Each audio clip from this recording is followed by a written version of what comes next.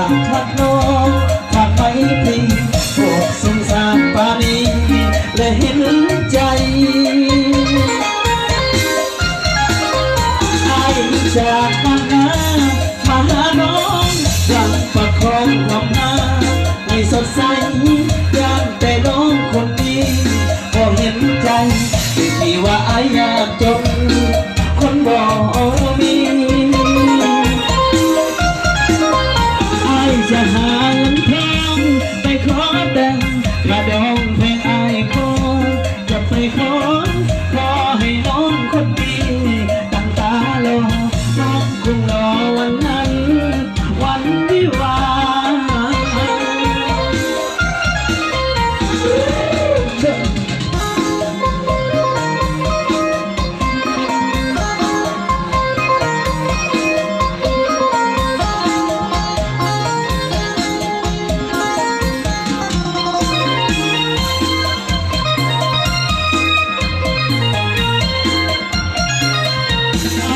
จากบ้านนา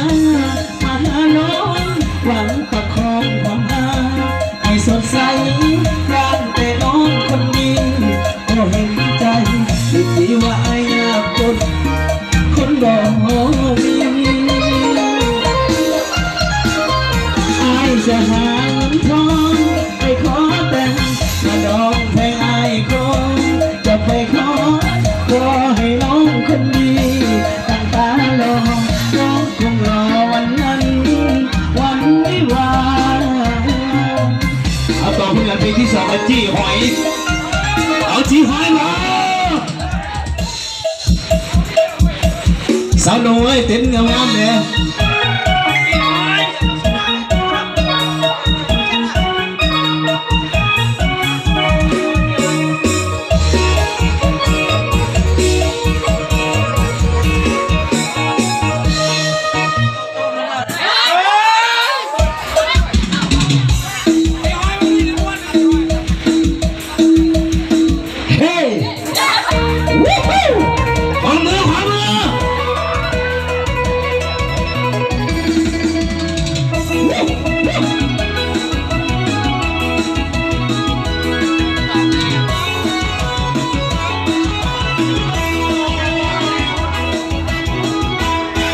เพื่อนเอ่ยเพื่อนกันสร้างสรรค์จากความในเวลา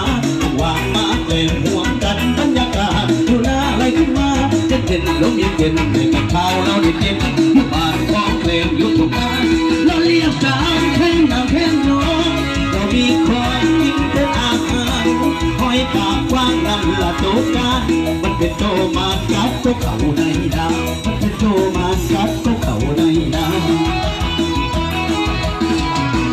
จับขึ้นมาใส่กระตาเด็ดหางมาซอยกันป่าปักกินหอยกันดี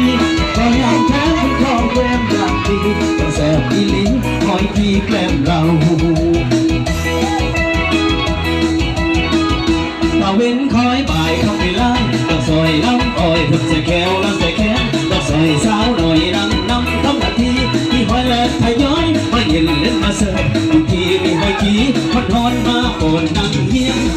สำเนียงเสียงด้วยบ้านนาหวนเทนาเฮฮาสุขสันต์หอยปากกว้างนั่งละโตกามันเป็นโตมานกัดก็เข่าในนามันเป็นโตมานกัดก็เข่าในนา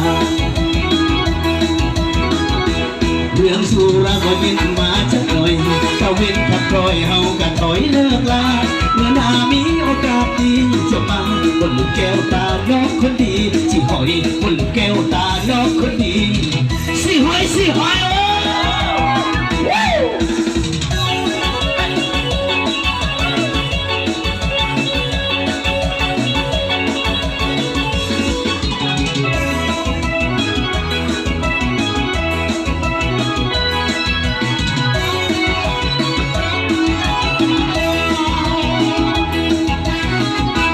เด้เพื่อนเอ่ยคือมันเคยกันสร้างสรรค์เป็นวางในเวลาวางนักแหลมห่วงกันบรรยากาศดูหน้าอะไรขึ้นมาเป็นเด่นลมเด่นได้ข้าวเผาเราได้เด็ดอยู่บ้านของแกล้มอยู่ตรงมา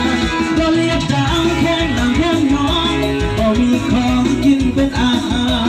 หอยปากกว้างนั่นละตัวกันมันเป็นตัวมากัดก็ เขาในนามันเป็นตัวมันกัดก็เขาในนาชักขึ้นมาสกัดตาเต็มปากมาซอยกันปากบอกเก็บหอยแอปรีโอ้ยังแท้เป็นครอบแกล้มอย่างดีมันแสบอีลีหอยจีแกล้มเรามันแสบอีลีหอยจีแกล้มเรา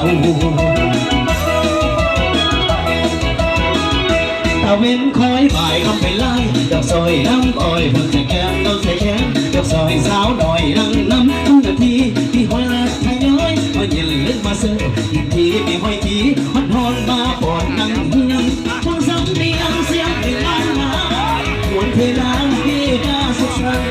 หอยปากกว้างนั่งละตัวกันมันเป็นโตมานกัดก็เข่าในนามันเป็นโตมานกัดก็เข่าในนาเรื่องสุราเคยกินมาจักหน่อยตะเวนคำคอยเฮากันถอยเลิกลาเมื่อหน้ามีโอกาสดีจะมาบนลืมแก้วตาน้องคนดีจีหอยบนลืมแก้วตาน้องคนดีจีหอยส่งขายความรู้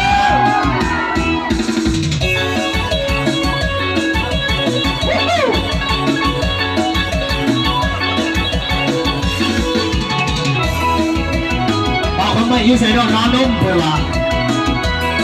ทำไมเอ้ยรู้ป่ะเอานอนนุ่มนอนนุ่ม